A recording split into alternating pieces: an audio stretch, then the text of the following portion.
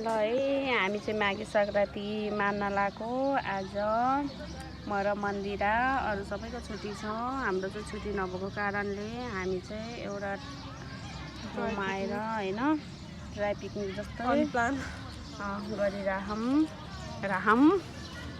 तिम्रो फोटो नि आयो गाइस।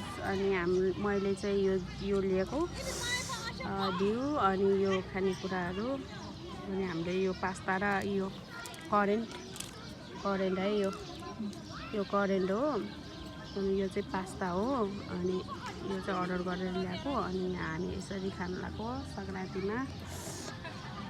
अब हामी चाहिँ इटिङ गर्छौँ ल।